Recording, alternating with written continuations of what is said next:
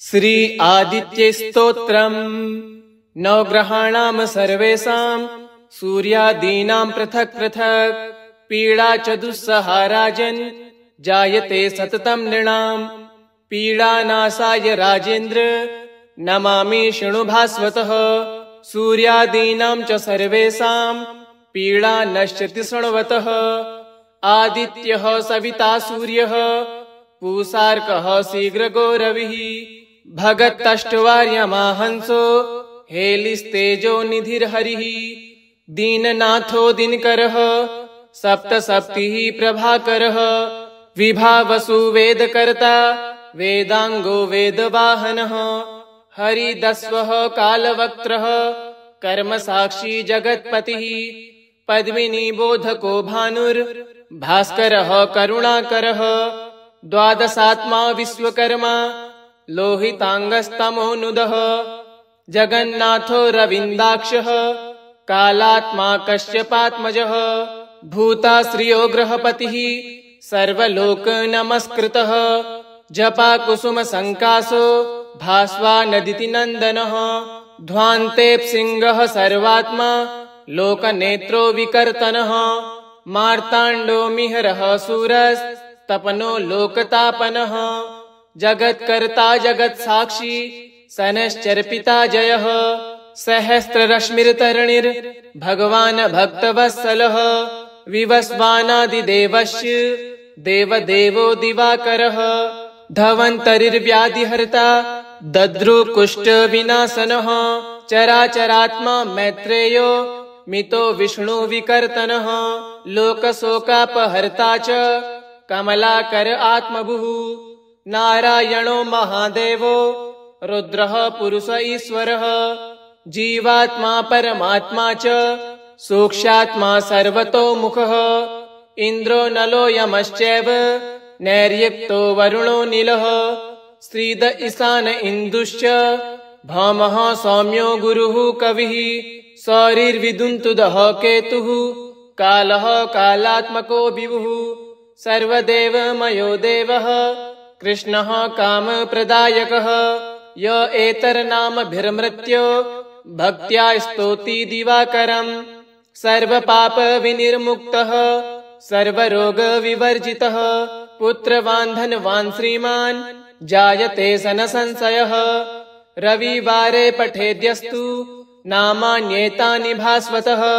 पीडा शान्तिर्भवेत् तस्य ग्रहाणां च विशेषतः। सद्यः सुखमवाप्नोति चायु दीर्घं च नीरुजम्। नवग्रहाणां सर्वेषां सूर्यादीनां पृथक् पृथक् पीडा च दुस्सहा राजन् जायते सततं नृणाम्। पीडानाशाय राजेन्द्र नमामि शृणु भास्वतः। सूर्यादीनां च सर्वेषां पीडा नश्यति शृण्वतः। आदित्यः सविता सूर्यः पूषार्कः शीघ्रगो रविः। भगतष्टवार्यमाहंसो हेलिस्तेजो निधिर्हरिः। दीननाथो दिनकरः सप्तसप्तिः प्रभाकरः। विभावसु वेदकर्ता वेदांगो वेदवाहनः। हरिदस्वः कालवक्त्रः कर्मसाक्षी जगत्पतिः। पद्मिनीबोधको भानुर्भास्करः करुणाकरः। द्वादशात्मा विश्वकर्मा लोहितांगस्तमोनुदः। जगन्नाथो रविन्दाक्षः कालात्मा कश्यपात्मजः। भूताश्रियो ग्रहपतिः सर्वलोकनमस्कृतः। जपाकुसुमसङ्कासो भास्वानदिति नन्दनः। ध्वान्तेप्सिंहः सर्वात्मा लोकनेत्रो विकर्तनः।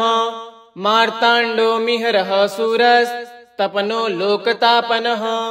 जगत्कर्ता जगत्साक्षी सनश्चर्पिता जयः। सहस्ररश्मिर्तरणिर्भगवान् भक्तवत्सलः। विवस्वानादिदेवस्य देवदेवो दिवाकरः। धवन्तरिर्व्याधिहर्ता दद्रुकुष्ठविनाशनः। चराचरात्मा मैत्रेयो मितो विष्णुविकर्तनः। लोकशोकापहर्ता च कमलाकर आत्मभुः।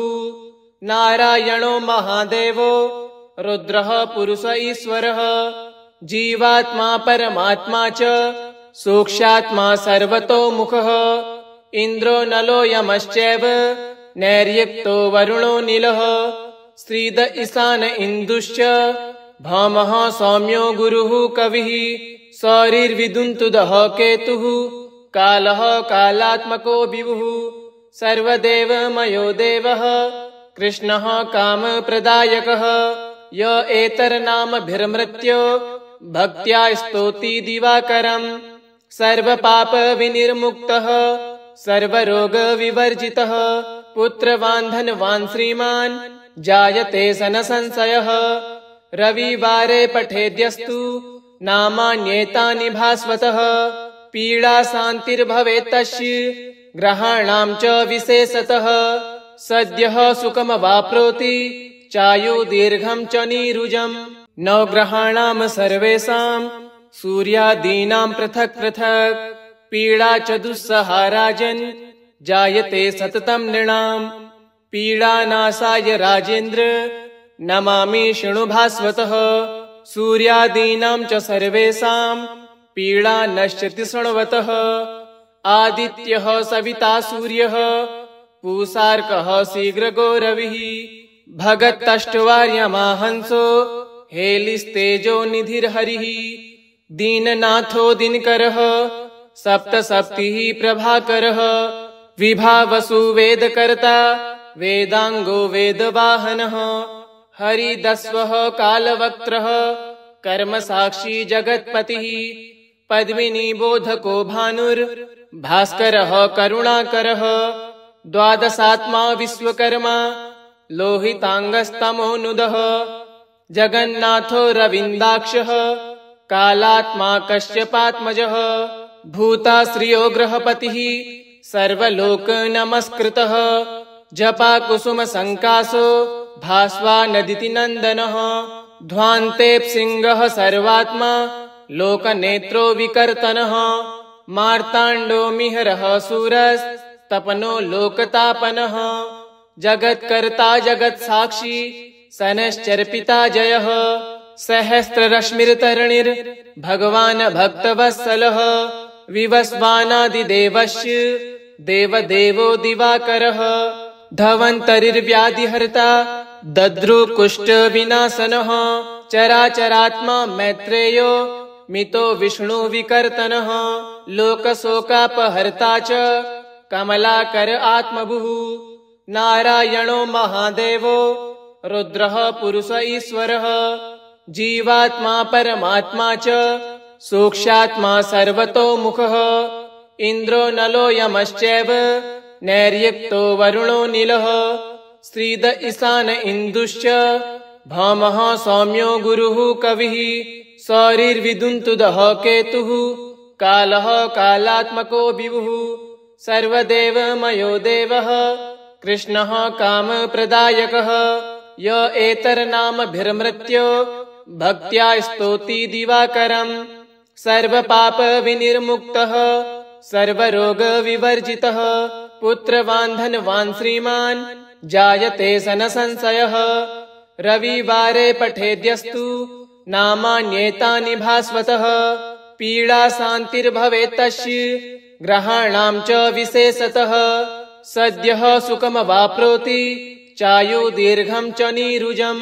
नवग्रहाणां सर्वेषां सूर्यादीनां पृथक् पृथक् पीडा च दुस्सहा राजन् जायते सततं नृणाम् पीडानाशाय राजेन्द्र नमामि शृणु भास्वतः सूर्यादीनां च सर्वेषां पीडा नश्यति शृण्वतः आदित्यः सविता सूर्यः पूषार्कः शीघ्रगो रविः भगत्तष्टवार्यमाहंसो हेलिस्तेजो निधिर्हरिः दीननाथो दिनकरः सप्तसप्तिः प्रभाकरः विभावसु वेदकर्ता वेदांगो वेदवाहनः हरिदस्वः कालवक्त्रः कर्मसाक्षी जगत्पतिः पद्मिनी बोधको भानुर्भास्करः करुणाकरः द्वादशात्मा विश्वकर्मा लोहितांगस्तमोनुदः जगन्नाथो रविन्दाक्षः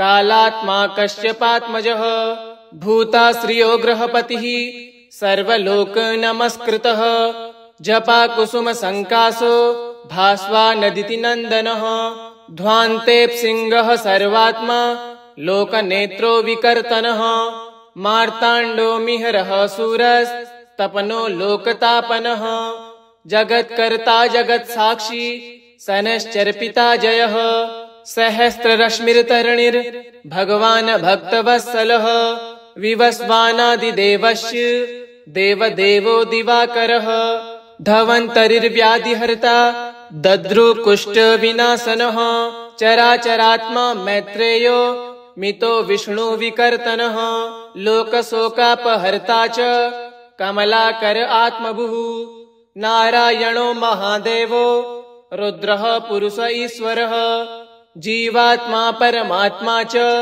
सूक्ष्मात्मा सर्वतोमुखः इन्द्रो नलो यमश्चैव नैर्युक्तो वरुणो नीलः श्रीद ईशान इन्दुश्च भौमः सौम्यो गुरुः कविः सौरिर्विदुन्तुदः केतुः कालः कालात्मको विभुः सर्वदेवमयो देवः कृष्णः कामप्रदायकः य एतर्नामभिर्मृत्यो भक्त्या स्तौति दिवाकरम् सर्वपापविनिर्मुक्तः सर्वरोगविवर्जितः पुत्रवान् श्रीमान् जायते सनसंशयः रविवारे पठेद्यस्तु नामान्येतानि भास्वतः पीडा शान्तिर्भवेत्तस्य ग्रहाणां च विशेषतः सद्यः सुखमवाप्नोति चायुर्दीर्घं च नीरुजम् नवग्रहाणां सर्वेषां सूर्यादीनां पृथक् पृथक्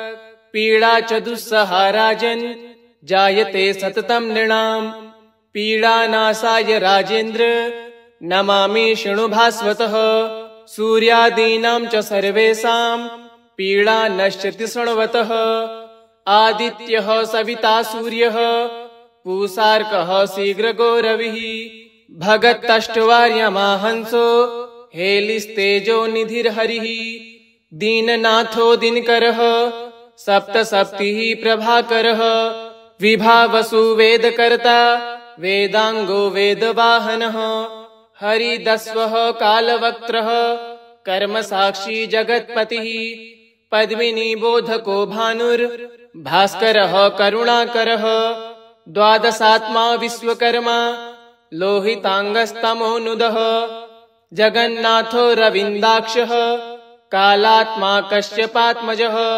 भूताश्रियो ग्रहपतिः सर्वलोक नमस्कृतः जपाकुसुमसङ्कासो भास्वानदिति नन्दनः ध्वान्तेऽप्सिंहः सर्वात्मा लोकनेत्रो विकर्तनः मार्ताण्डो मिहरः सूरस्तपनो लोकतापनः जगत्कर्ता जगत्साक्षी सनश्चर्पिता जयः सहस्ररश्मिर्तरणिर्भगवान् भक्तवत्सलः विवस्वानादिदेवश्च देवदेवो दिवाकरः धवन्तरिर्व्याधिहर्ता दद्रुकुष्ठविनाशनः चराचरात्मा मैत्रेयो मितो विष्णुविकर्तनः लोकशोकापहर्ता च कमलाकर आत्मभुः नारायणो महादेवो रुद्रः पुरुष ईश्वरः जीवात्मा परमात्मा च सूक्ष्मात्मा सर्वतोमुखः इन्द्रो नलो यमश्चैव नैर्युक्तो वरुणो नीलः श्रीद ईशान इन्दुश्च भौमः सौम्यो गुरुः कविः सौरिर्विदुन्तुदः केतुः कालः कालात्मको विभुः सर्वदेवमयो देवः कृष्णः कामप्रदायकः य एतर्नामभिर्मृत्यो भक्त्या स्तौति दिवाकरम् सर्वपापविनिर्मुक्तः सर्वरोगविवर्जितः पुत्रवान् श्रीमान् जायते सनसंशयः रविवारे पठेद्यस्तु नामान्येतानि भास्वतः पीडा शान्तिर्भवेत्तस्य ग्रहाणां च विशेषतः सद्यः सुखमवाप्नोति चायुर्दीर्घं च नीरुजम् नवग्रहाणां सर्वेषां सूर्यादीनां पृथक् पृथक् पीडा च दुस्सहा राजन् जायते सततं नृणाम् पीडानाशाय राजेन्द्र नमामि शृणु भास्वतः सूर्यादीनां च सर्वेषां पीडा नश्यति शृण्वतः आदित्यः सविता सूर्यः पूषार्कः शीघ्रगो रविः भगत्तष्ट्वार्यमाहंसो हेलिस्तेजो निधिर्हरिः दीननाथो दिनकरः सप्तसप्तिः प्रभाकरः विभावसु वेदकर्ता वेदांगो वेदवाहनः हरिदस्वः कालवक्त्रः कर्मसाक्षी जगत्पतिः पद्मिनी बोधको भानुर्भास्करः करुणाकरः द्वादशात्मा विश्वकर्मा लोहितांगस्तमोनुदः जगन्नाथो रविन्दाक्षः कालात्मा कश्यपात्मजः भूताश्रियो ग्रहपतिः सर्वलोक नमस्कृतः जपाकुसुम संकासो भास्वानदिति नन्दनः ध्वान्तेप्सिंहः सर्वात्मा लोकनेत्रो विकर्तनः मार्ताण्डो मिहरः सूरस्तपनो लोकतापनः जगत्कर्ता जगत्साक्षी सनश्चर्पिता जयः सहस्ररश्मिर्तरणिर् भगवान् भक्तवत्सलः विवस्वानादिदेवस्य देवदेवो दिवाकरः धवन्तरिर्व्याधिहर्ता दद्रुकुष्ठविनाशनः चराचरात्मा मैत्रेयो मितो विष्णुविकर्तनः लोकशोकापहर्ता च कमलाकर आत्मभुः नारायणो महादेवो रुद्रः पुरुष ईश्वरः जीवात्मा परमात्मा च सूक्ष्मात्मा सर्वतोमुखः इन्द्रो नलो यमश्चैव नैर्युक्तो वरुणो नीलः श्रीद ईशान इन्दुश्च भौमः सौम्यो गुरुः कविः सौरिर्विदुन्तुदः केतुः कालः कालात्मको विभुः सर्वदेवमयो देवः कृष्णः कामप्रदायकः य एतर्नामभिर्मृत्यो भक्त्या स्तौति दिवाकरम् सर्वपापविनिर्मुक्तः सर्वरोगविवर्जितः पुत्रवान् धनवान् श्रीमान् जायते सन संशयः रविवारे पठेद्यस्तु नामान्येतानि भास्वतः पीडा शान्तिर्भवेत् तस्य ग्रहाणां च विशेषतः सद्यः सुखमवाप्नोति चायु दीर्घं च नीरुजम् नवग्रहाणां सर्वेषां सूर्यादीनां पृथक् पृथक् पीडा च दुस्सहा राजन् जायते सततं नृणाम् पीडानाशाय राजेन्द्र नमामि शृणु भास्वतः सूर्यादीनां च सर्वेषां पीडा नश्यति शृण्वतः आदित्यः सविता सूर्यः पूषार्कः शीघ्रगो रविः भगत्तष्ट्वार्यमाहंसो हेलिस्तेजो निधिर्हरिः दीननाथो दिनकरः सप्तसप्तिः प्रभाकरः विभावसु वेदकर्ता वेदांगो वेदवाहनः हरिदस्वः कालवक्त्रः कर्मसाक्षी जगत्पतिः पद्मिनी बोधको भानुर्भास्करः करुणाकरः द्वादशात्मा विश्वकर्मा लोहितांगस्तमोनुदः जगन्नाथो रविन्दाक्षः कालात्मा कश्यपात्मजः भूताश्रियो ग्रहपतिः सर्वलोक नमस्कृतः जपाकुसुम संकासो भास्वानदिति नन्दनः ध्वान्तेप्सिंहः सर्वात्मा लोकनेत्रो विकर्तनः मार्ताण्डो मिहरः सूरस्तपनो लोकतापनः जगत्कर्ता जगत्साक्षी सनश्चर्पिता जयः सहस्ररश्मिर्तरणिर् भगवान् भक्तवत्सलः विवस्वानादिदेवस्य देवदेवो दिवाकरः धवन्तरिर्व्याधिहर्ता दद्रुकुष्ठविनाशनः चराचरात्मा मैत्रेयो मितो विष्णुविकर्तनः लोकशोकापहर्ता च कमलाकर आत्मभुः नारायणो महादेवो रुद्रः पुरुष ईश्वरः जीवात्मा परमात्मा च सूक्ष्मात्मा सर्वतोमुखः इन्द्रो नलो यमश्चैव नैर्यक्तो वरुणो नीलः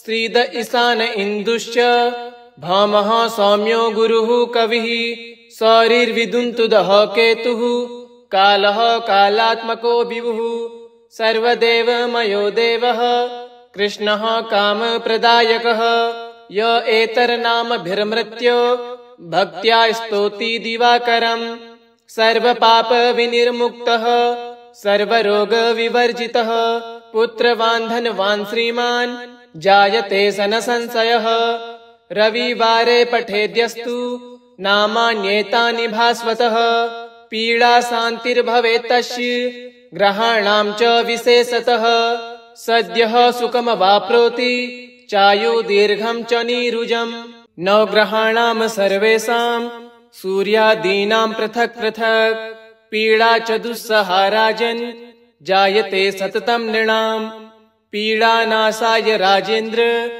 नमामि शृणु भास्वतः सूर्यादीनां च सर्वेषां पीडा नश्यति शृण्वतः आदित्यः सविता सूर्यः पूषार्कः शीघ्रगो रविः भगत्तष्टवार्यमाहंसो हेलिस्तेजो निधिर्हरिः दीननाथो दिनकरः सप्तसप्तिः प्रभाकरः विभावसु वेदकर्ता वेदांगो वेदवाहनः हरिदस्वः कालवक्त्रः कर्मसाक्षी जगत्पतिः पद्मिनी बोधको भानुर्भास्करः करुणाकरः द्वादशात्मा विश्वकर्मा लोहितांगस्तमोनुदः जगन्नाथो रविन्दाक्षः कालात्मा कश्यपात्मजः भूताश्रियो ग्रहपतिः सर्वलोक नमस्कृतः जपा कुसुम संकासो भास्वा नदिति नंदनः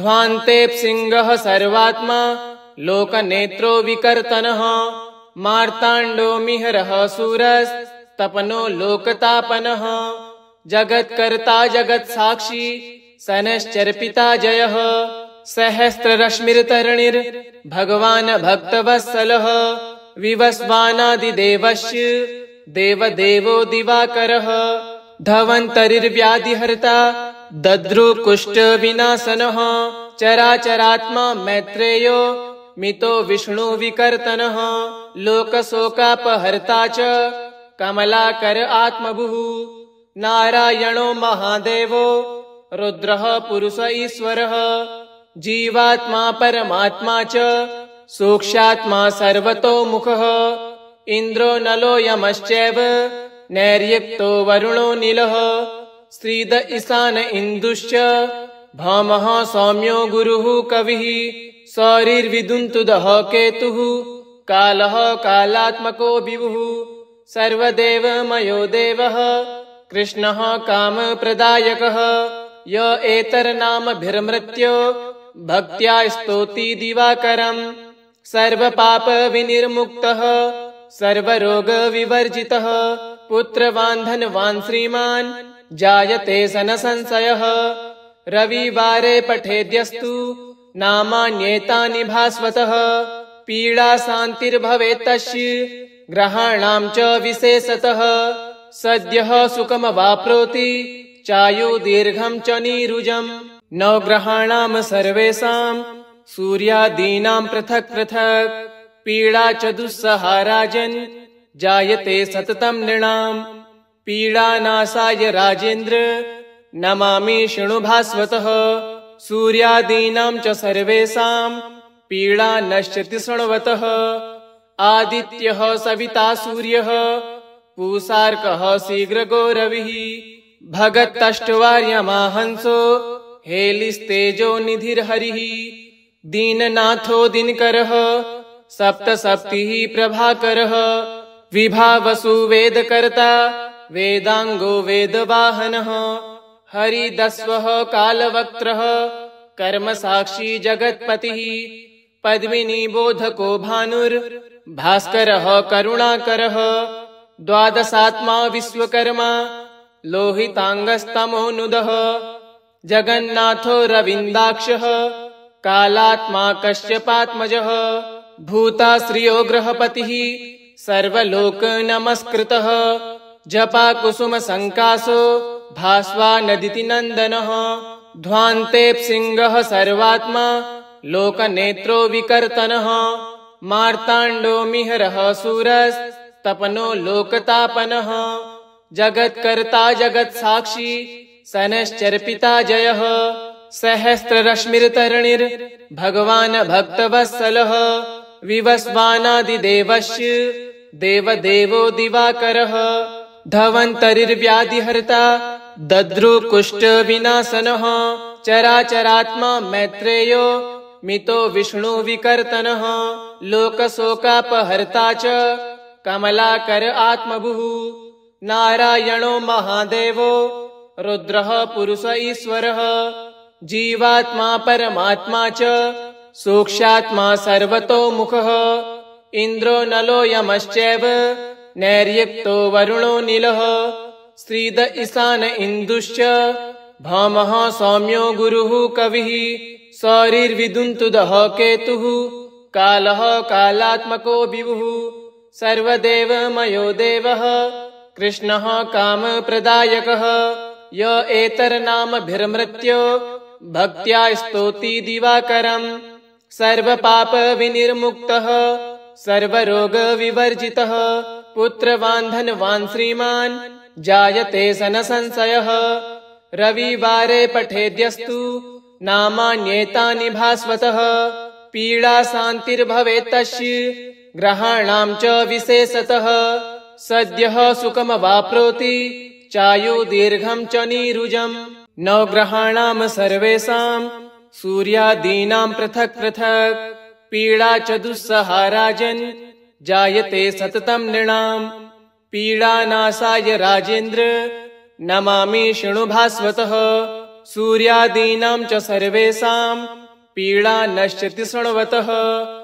आदित्यः सविता सूर्यः पूषार्कः शीघ्रगो रविः भगत्तष्टवार्यमाहंसो हेलिस्तेजो निधिर्हरिः दीननाथो दिनकरः सप्तसप्तिः प्रभाकरः विभावसु वेदकर्ता वेदांगो वेदवाहनः हरिदस्वः कालवक्त्रः कर्मसाक्षी जगत्पतिः पद्मिनी बोधको भानुर्भास्करः करुणाकरः द्वादशात्मा विश्वकर्मा लोहितांगस्तमोनुदः जगन्नाथो रविन्दाक्षः कालात्मा कश्यपात्मजः भूताश्रियो ग्रहपतिः सर्वलोक नमस्कृतः जपा कुसुम संकासो भास्वा नदिति नंदनः ध्वान्तेप्सिंगः सर्वात्मा लोकनेत्रो विकर्तनः मार्ताण्डो मिहरः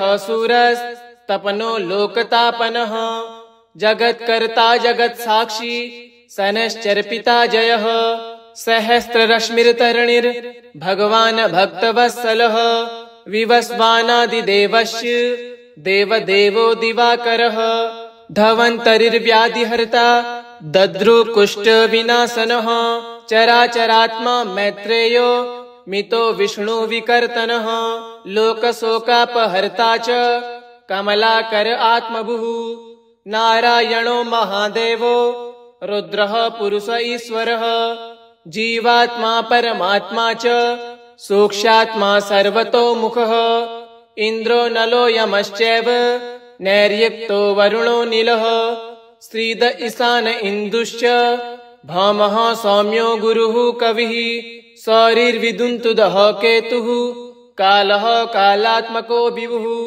सर्वदेवमयो देवः कृष्णः कामप्रदायकः य एतर्नामभिर्मृत्यो भक्त्या स्तौति दिवाकरम् सर्वपापविनिर्मुक्तः सर्वरोगविवर्जितः पुत्रवान् श्रीमान् जायते सन संशयः रविवारे पठेद्यस्तु नामान्येतानि भास्वतः पीडा शान्तिर्भवेत्तस्य ग्रहाणां च विशेषतः सद्यः सुखमवाप्नोति चायु दीर्घं च नीरुजम् नवग्रहाणां सर्वेषां सूर्यादीनां पृथक् पृथक् पीडा च दुस्सहा राजन् जायते सततं नृणाम् पीडानाशाय राजेन्द्र नमामि शृणु भास्वतः सूर्यादीनां च सर्वेषां पीडा नश्यति शृण्वतः आदित्यः सविता सूर्यः पूषार्कः शीघ्रगो रविः भगत्तष्टवार्यमाहंसो हेलिस्तेजो निधिर्हरिः दीननाथो दिनकरः सप्तसप्तिः प्रभाकरः विभावसु वेदकर्ता वेदांगो वेदवाहनः हरिदस्वः कालवक्त्रः कर्मसाक्षी जगत्पतिः पद्मिनी बोधको भानुर्भास्करः करुणाकरः द्वादशात्मा विश्वकर्मा लोहितांगस्तमोनुदः जगन्नाथो रविन्दाक्षः कालात्मा कश्यपात्मजः भूताश्रियो ग्रहपतिः सर्वलोक नमस्कृतः जपाकुसुमसङ्कासो भास्वानदिति नन्दनः ध्वान्तेप्सिंहः सर्वात्मा लोकनेत्रो विकर्तनः मार्ताण्डो मिहरः सूरस्तपनो लोकतापनः जगत्कर्ता जगत्साक्षी सनश्चर्पिता जयः सहस्ररश्मिर्तरणिर्भगवान् भक्तवत्सलः विवस्वानादिदेवस्य देवदेवो दिवाकरः धवन्तरिर्व्याधिहर्ता दद्रुकुष्ठविनाशनः चराचरात्मा मैत्रेयो मितो विष्णुविकर्तनः लोकशोकापहर्ता च कमलाकर आत्मभुः नारायणो महादेवो रुद्रः पुरुष ईश्वरः जीवात्मा परमात्मा च सूक्ष्मात्मा सर्वतोमुखः इन्द्रो नलो यमश्चैव नैर्युक्तो वरुणो नीलः श्रीद ईशान इन्दुश्च भौमः सौम्यो गुरुः कविः सौरिर्विदुन्तुदः केतुः कालः कालात्मको विभुः सर्वदेवमयो देवः कृष्णः कामप्रदायकः य एतर्नामभिर्मृत्यो भक्त्या स्तौति दिवाकरम् सर्वपापविनिर्मुक्तः सर्वरोगविवर्जितः पुत्रवान् धनवान् श्रीमान् जायते सनसंशयः रविवारे पठेद्यस्तु नामान्येतानि भास्वतः पीडा शान्तिर्भवेत् तस्य ग्रहाणां च विशेषतः सद्यः सुखमवाप्नोति चायु दीर्घं च नीरुजम् इति श्री आदित्यस्तोत्रम् सम्पूर्णम्।